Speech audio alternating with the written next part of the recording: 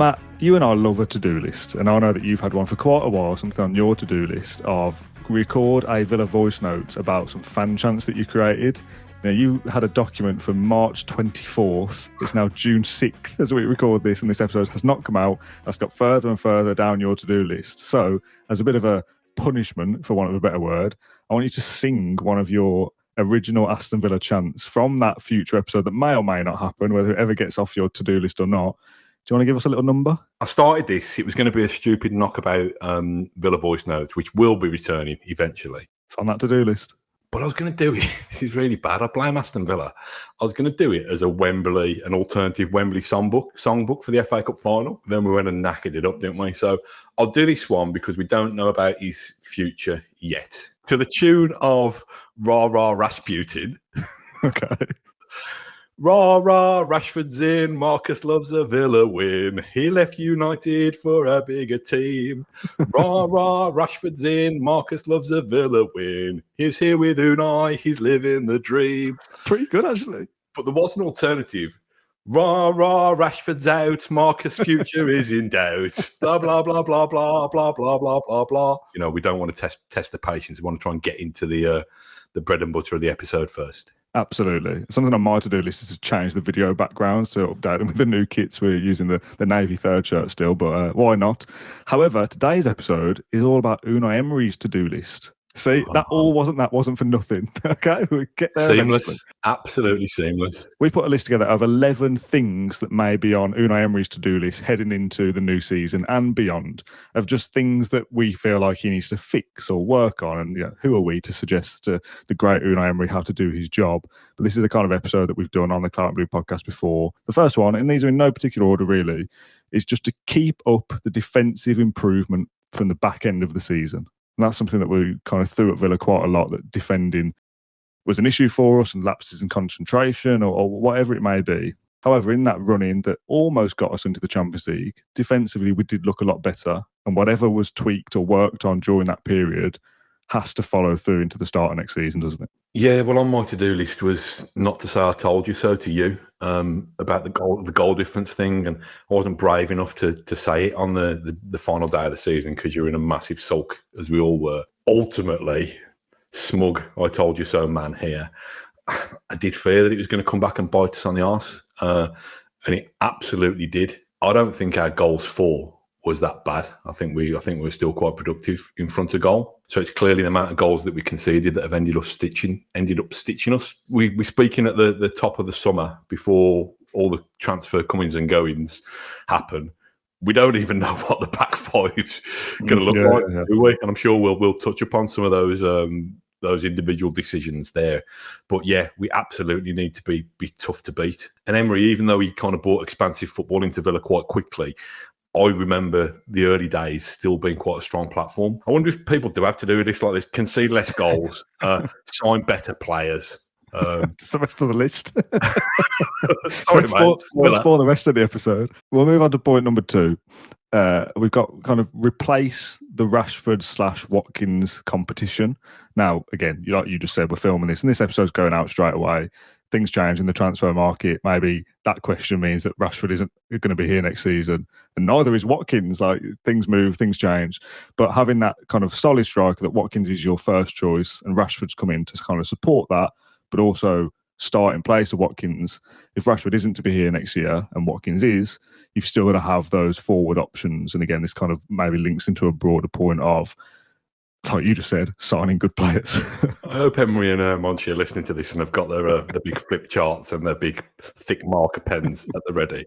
What we need to do is win every game 1-0, don't concede goals, get a striker who can score 38 goals in the season, 1 goal across every Premier League game. Simple game, football. It is, mate. I don't know why people complicate it. It's spreading the goals, isn't it? Yes, everybody wants a 20-goal a season striker. Few teams get them, but there's more than one way to skin a defender. See what I've done there? And those ways are sharing the goals around. I mean, it amazes me, and I'm not gonna dig out Nanny McPhee over it, but why are centre half scoring goals from corners? Yeah. And I don't know if it's a little bit of an old-fashioned thing, but I look at centre-backs specifically, I guess. I think, well, they should both be getting like 5 Premier League goals or something over the course of the season. That feels about right. And I was brought up on the Larson and kind of Melberg era of defenders chipping in. We don't really have that. I mean, Conte got 3, I want to say, without checking.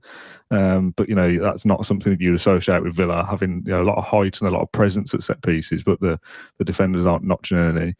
Even going into some of the forward and midfield options as well. Obviously, Leon Bailey, we've spoken about a lot, but McGinn, Ramsey, these players have also got to contribute more goals as well, just to help lighten the load. That if Watkins only scores 15, if McGinn scores 7, those 2 players didn't score 22 between them this season, so that would be an improvement. Yeah, and you think about the contributions that we'd have had from Leon Bailey the season before last, and Diaby must have contributed and Louise assists and goals as well. So we didn't really replace those. And I know we got Morgan Rogers, who, when he's good, he's very, very good, but probably needs to kind of get a degree of consistency in his game.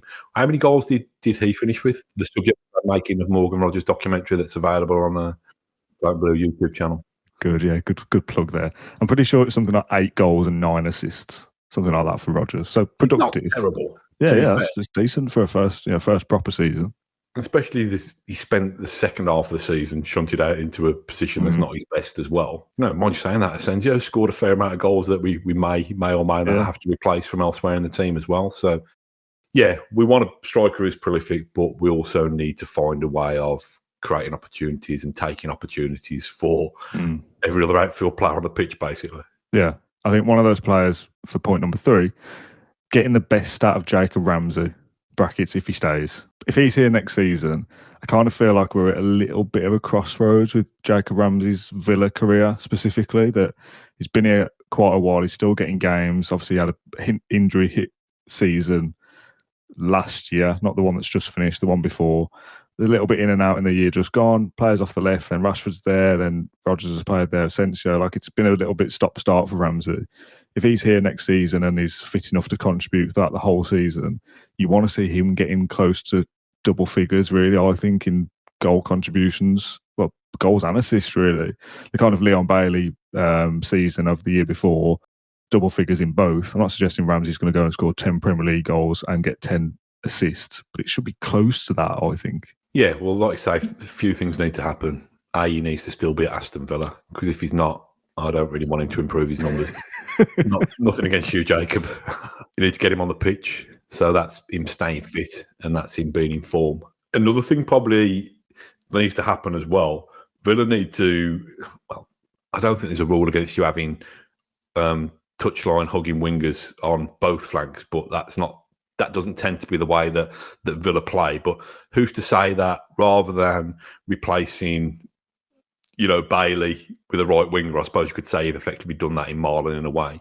Who's to say that a kind of out and out left winger is not on Villa's wish list for the summer? And if that does happen, probably a bit like, Rashford was that in a sense, wasn't he? He used to occupy a lot more wider areas, or certainly as a starting position, than Ramsey did.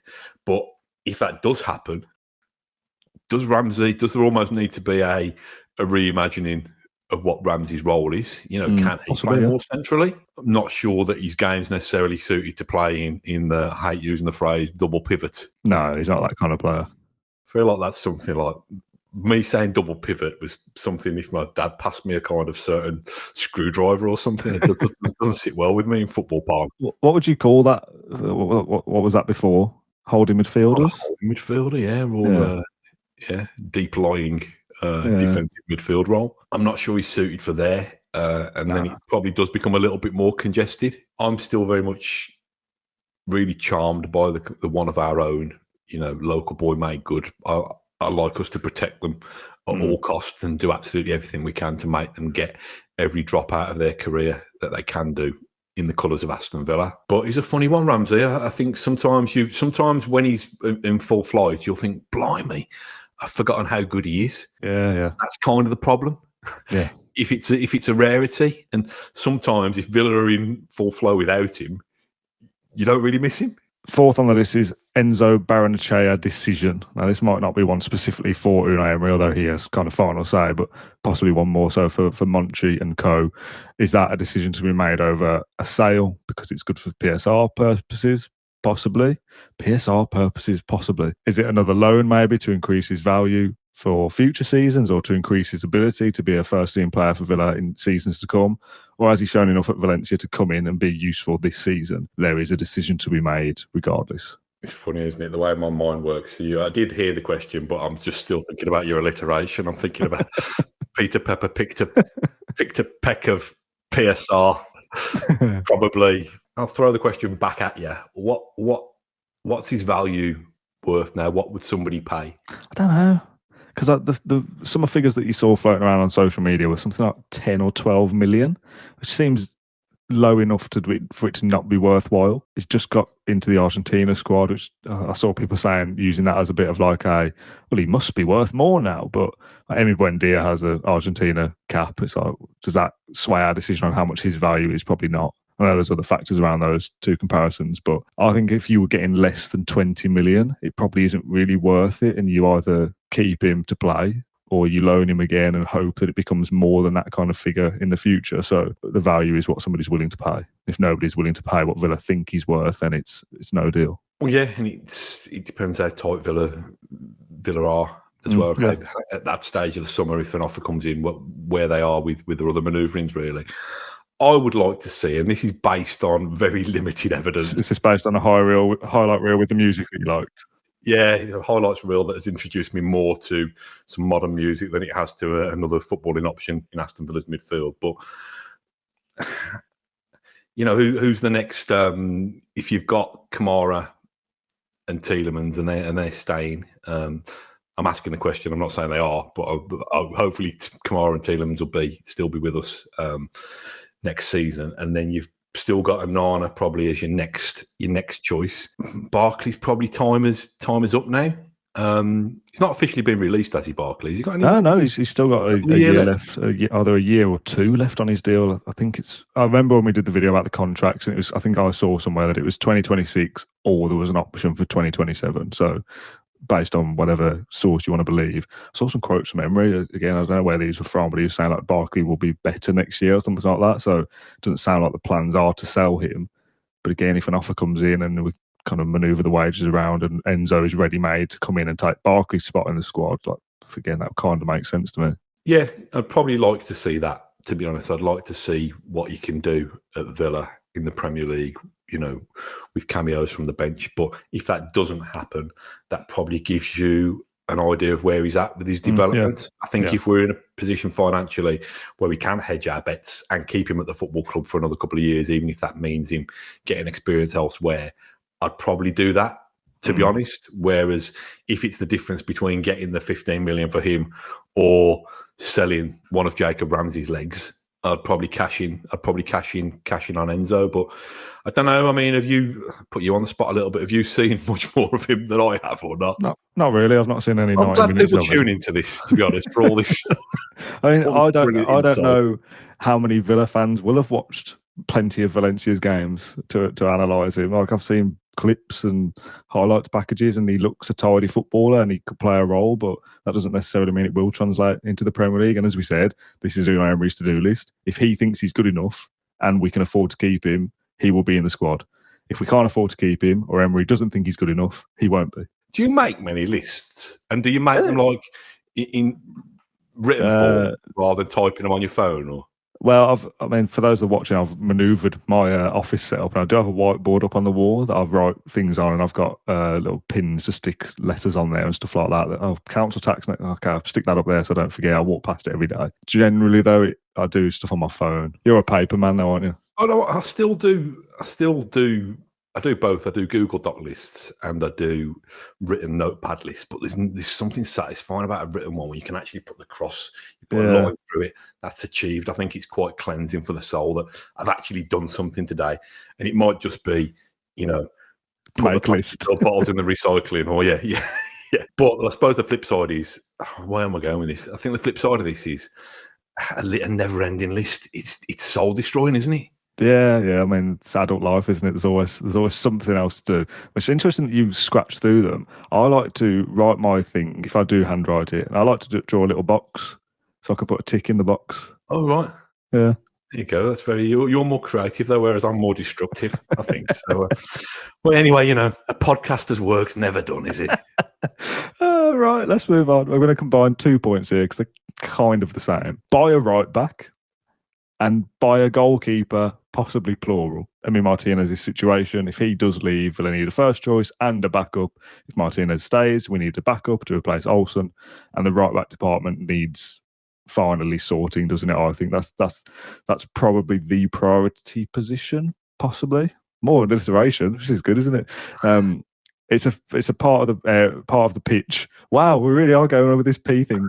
It's a part of the pitch that needs some looking at for a while. I think maybe a couple of transfer windows is that we need an upgrade there. Whether that means you keep Cash or it's Garcia, I think somebody else needs to be in that fold as well. It's a weird one, the right back one, isn't it? Because Cash has seen off quite a few quite a few pretenders, hasn't he?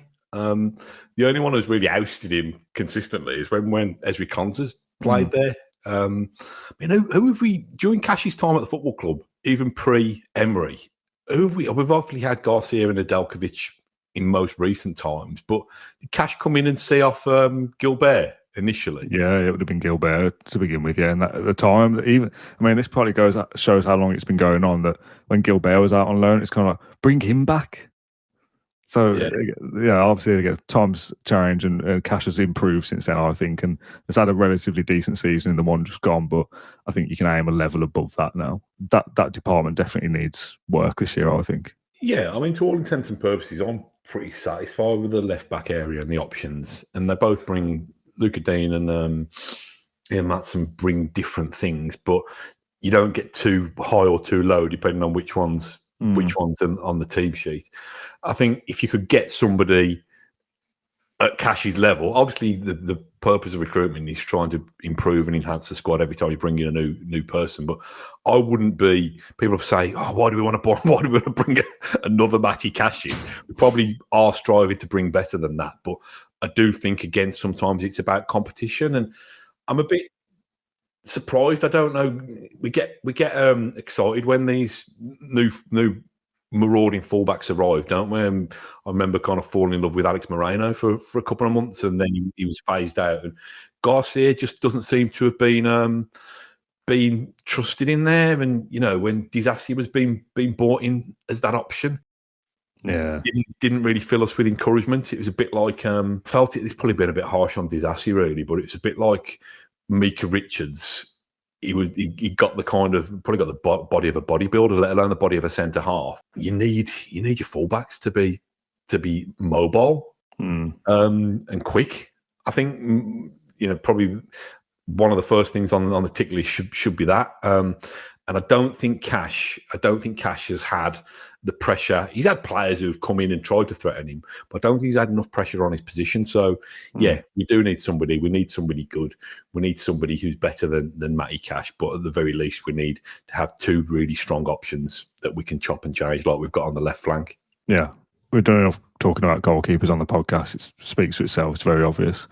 The next one, I've got big game mentality, which is probably the wrong way of phrasing it. But at our live show at Hockley last week, a lot of questions were about mentality specifically and the mindset. I think maybe you could tweak it to kind of get over the line in big games, maybe. Like we've had big games, but like Olympiacos, Palace, Man United on the final day. But there's it's almost like, I don't know how to describe it, but like you've got to be good to get yourself into big game moments anyway. So it is just kind of getting over the line a little bit, I suppose. Yeah, getting over the line and new goalkeepers. Orjan Neuland, mate, isn't it? That's who you need. What a big game that proved to be. I don't know, Dan. It's you can have your man. What's his name? Dewey. Is it Dewey? The Dewey. PSG. That you don't think you've signed him. You Dewey. He's out of thing, isn't he? Scooby Dewey and Louis. But he's a kid, and you wouldn't have thought. If you're Enrique, you're not thinking I'm going to put him. I'm going to put him in my team because he's got big game mentality. But some people just born for it, aren't they? Yeah. a slightly different level. Graham Fenton, when he played and came on and made the difference in the started and made the difference in the 1994 League Cup final. So I don't know whether you can. I'm sure when you're doing your profiling, if you're your Villa's recruitment team, I'm sure that's a factor. You want somebody who's got that character and probably got a little bit of experience of playing high stakes football matches. But do you know what I mean? I don't know whether you can just. I don't know. I don't think you necessarily go and sign that. I think that's made, and I think hopefully, where Villa are concerned, hopefully that's made by the disappointments of recent years. That the players that we've already got will be galvanised by it. Yeah, that was the point I was going to make. So let's move on to. Got there eventually, mate. Sorry, it's fine. I think an easy point for improvement here would be to improve our away form, but I'm not going to do that. I'm going to flip it and say that we need to keep our home form strong, because that's something that we've been able to rely upon under Emery, even in his first season. Long unbeaten run, broke it, another long unbeaten run. The year just gone, obviously lost one game in the league against Arsenal, the first game, and then for 18 Premier League games after that, remained unbeaten, and a few too many draws in there than you'd like. Turn a couple of those into wins, finishing the Champions League. You don't want to kind of take that for granted. Villa are good at home, so make sure that happens again. If you can rely on being good for 19 games already, you're going to be at a decent starting point. Yeah, if we can win all 19 games, that's 57. I'm doing Michael. That was quick maths. I was about to say, how many points is that? He's done well there. Doing me darts maths here. So that's 57 points. So I would rather we do that, win all of our games at home. I don't get to travel away very often. So if we can win all of our games at home, draw 14 away, that gets us to what? That gets us to 71 points. Should be about win the other 3 away. That gets us to 83 points. Does that give us a sniff of the title? What did Liverpool win it on? Liverpool won it on 84, so you'd be close. Oh God! Imagine if I've just created a scenario where we end up a 0-0 draw in the last game of the season at Old Trafford. The home form has been a joy to behold. I think we've got a little bit spoiled and entitled with how good it is. I don't know about you, but I rock up at Villa Park every other week thinking, yeah, we'll win today. So it's a disappointment when we don't win, let alone if we on the very rare occasions when we lose. But I think that's right. I think Emery has a certain way of setting up. I think when we're at home, we have got a big club mentality and we expect to win. And even if sometimes we have to be patient, we normally find a way of winning. I think away, does this feed into the previous point about big game mentality and behaving like a big club? I think often we set up to still be in the game after an hour, which I don't think is the worst strategy in the world. But I think there's sometimes where we should back ourselves and think, well, actually, can we disrupt and unsettle the home team a little bit earlier and give ourselves that little bit of a head start? So I think that's probably it. I wouldn't change too much at home. I think we've got that pretty well sussed, but I think perhaps be a little bit more adventurous a little bit sooner. But that doesn't mean go gung-ho every week. It's still kind of horses for courses. But I think being a little bit bolder on the road would help, I think. I'm going to end this show with the final 2 points combined because they can possibly both come from the same place. Win silverware. It's easy as that. Draw a little box and I stick a tick in it. And qualify for the Champions League. Also easy. Now, say we can do both. Obviously, you win the Europa League, you get silverware, you qualify for the Champions League. That's almost the perfect scenario. We saw Ange Postecoglou do it with Spurs, and he's been sacked now. So careful what you wish for. But yeah, those are two kind of big things that Villa fans and the club will want. We've spoken a lot about the kind of trajectory of the club on different episodes, that you want to be in the Champions League as often as you can. And if we're not, if we're not in it in the upcoming season, but if you can be in it the one after, if you're in it every 2 out of 3 years, you're in and you're out, you're always going to build a good revenue base.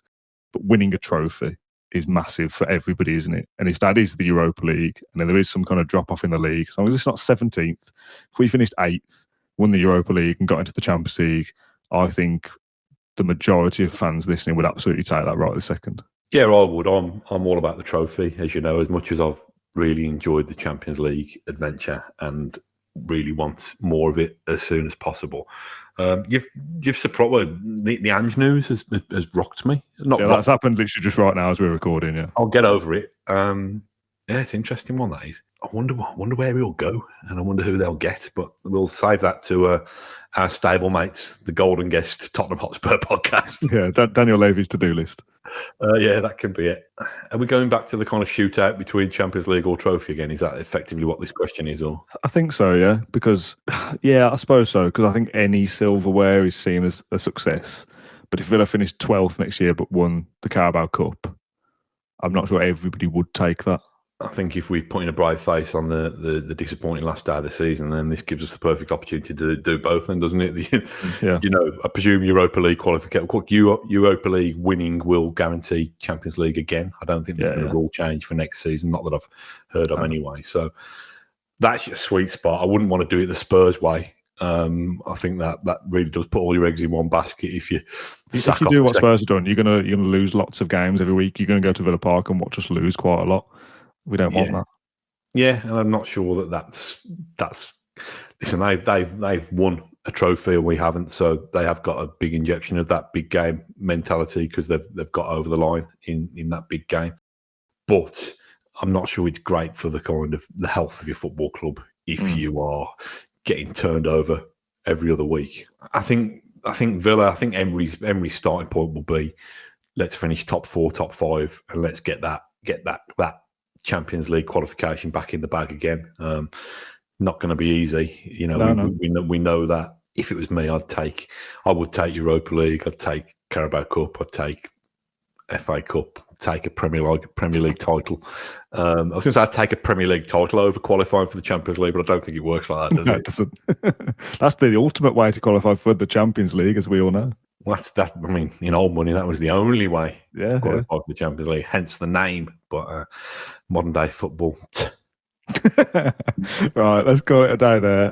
That's Unai Emery's to-do list. Plenty of things to get stuck into. Let's see. I mean, what we should really do is revisit these and come back to his to-do list in maybe the end of the season. How many of those things that we want him to change will he change? Do you want a few more songs, Dan? Save me having to record a separate podcast.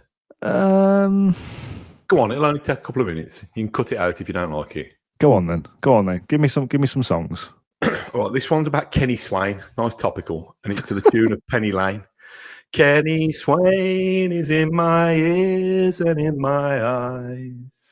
There beneath the claret and blue skies. Do, do, do, do, do, do. Do you like that one? That's all right. Can I just ask, did the songs come first, then you tried to fit the player to it? Or did the player come first, then you tried to find a song that fit the player? I think it was like the eras. I wanted a couple of players from different eras. I mean, although having said that, I think the other ones are all modern day. But I don't know, I might have heard Penny Lane and it just kind of triggered Kenny Swain. I've got Ezri Konsa and I've got Monchi. So which one do you want? Or you can have both. It's up to you. Or do you want to try and guess the song? I want Monchi, and I think it's something like monster related. Oh, you've spoiled it now. Do you want to hear it anyway? I want to hear it anyway. I'm even more intrigued now. Okay, then. Who's that signing player so brill? Is it a Monchi? Is it a Monchi? Good, yeah. Who's that signing player so brill? Yeah, so that's that. So brill. Yeah, good. I don't mind that. Yeah, so that's a little bit of a take on Monster. But is it called Monster by the Automatic? I don't know, actually. Yeah. Do you want the Ezri Konsa one and then we'll go? Go on then, give me the Konsa one as well. ESRI. Ezri makes your strikers cry. Go Ezri. Go Ezri. First listen, I took off my headphones there for a second to excuse that horrible rendition. I couldn't even keep myself together. So there you go. So you've saved yourself, unless you cut that, you've saved yourself a separate screeching podcast anyway. I could have saved everybody a lot of earache if I cut that, but I'm going to leave it in. Why not? Right, you can tick that off your to-do list now. You don't need to do a whole episode about it. That was enough, trust me. Mat Kendrick, thank you very much for joining me. This episode is sponsored by Saley, and all the information you need for that is in the link in the description. We'll be back in a couple of days for another Q&A, so get involved in that in the comment section of this one if you want to, but keep an eye out on social media as well. Thank you for watching or listening. We'll see you in a few days.